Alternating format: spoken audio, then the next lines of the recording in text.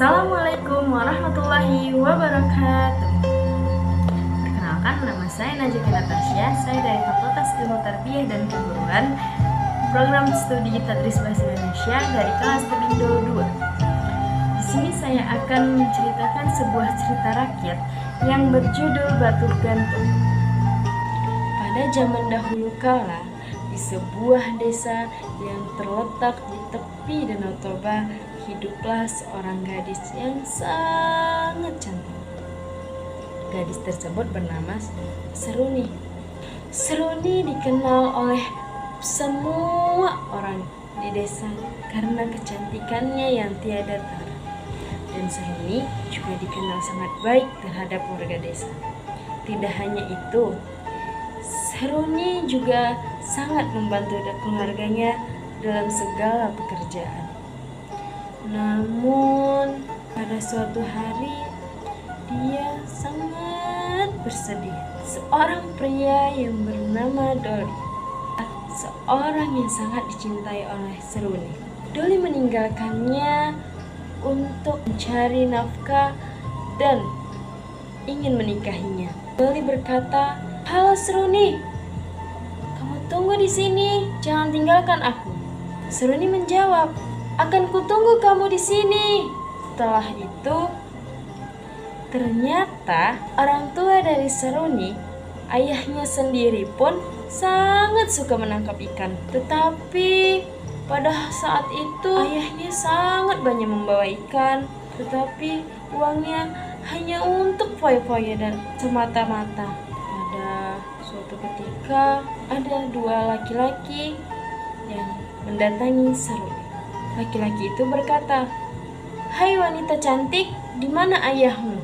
Ternyata seorang laki-laki tersebut adalah seorang korektor yang ingin menagih hutang-hutang dari ayah Seruni. Ayahnya berkata, "Hai, apa yang kau cari? Apa yang kau mau?" Lalu hati Seruni pun rasa kecewa terhadap ayahnya, karena ayahnya setiap hari bekerja tak pernah ngasih ibunya dan menambah banyak hutang.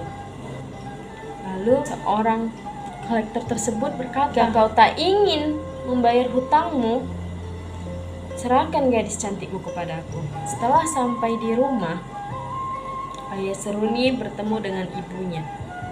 Lalu Seruni pun pergi meninggalkan rumah tersebut dan berjalan dengan anjing kesayangannya yang bernama Noki. Suatu ketika hati Seruni itu menjadi sedih dan tidak bisa berkata-kata kembali. Lalu seekor anjing itu pun sangat mendalami perasaannya dan berkata dengan gonggongannya, "Kamu kenapa? Bicaralah kepadaku," ucap Noki dengan gonggongannya. Seruni pun merasa sedih karena dia akan dijodohkan kepada pria yang tidak dicintainya. Selain Seruni sedih ditinggalkan Doli, Seruni sedih akan dijodohkan terhadap laki-laki lain. Suatu ketika Seruni pun pergi ke ujung tebing tinggi. Lalu tidak lama kemudian Seruni terjatuh. Danau tersebut menghadap tebing yang tinggi. Dalam keputusasaan Seruni dan kesedihannya, ia memutuskan untuk mengakhiri hidupnya. Dan ia berdiri di tepi tebing tersebut, menatap kedalamannya danau tersebut. Lalu saat Seruni hendak terlompat, tiba-tiba tanah di bawah kakinya retak.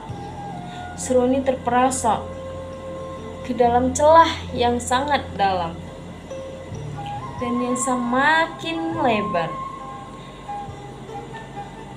Dalam ketakutannya ia berteriak, "Parapat, parapat," katanya. Yang dalam bahasanya itu artinya merapat, merapat, mendekat, mendekat. Seruni berharap agar celah itu menutup dan menyelamatkannya. Tetapi celah itu justru semakin lebar dan sangat dalam. Orang-orang desa pun sangat mendengar teriakan Seruni tersebut. Lalu masyarakat setempat pun mendatangi Seruni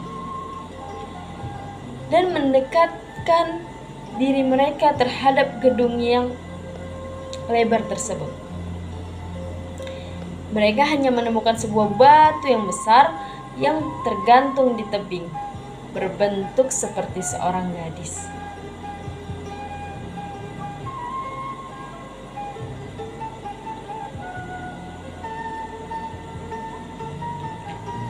Lalu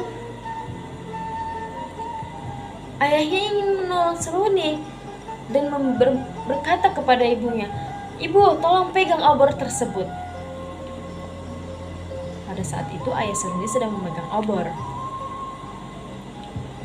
Setelah ayah Seruni ingin masuk ke dalam lubang yang lebar tersebut, ternyata lubang itu merapat dan Seruni pun tidak bisa tertolongkan. Dan terjadilah di bawah tebing tersebut ada setitik batu yang bergantung. Dan orang-orang desa yang mendengar teriakan Seruni tersebut pun langsung bergegas. Ternyata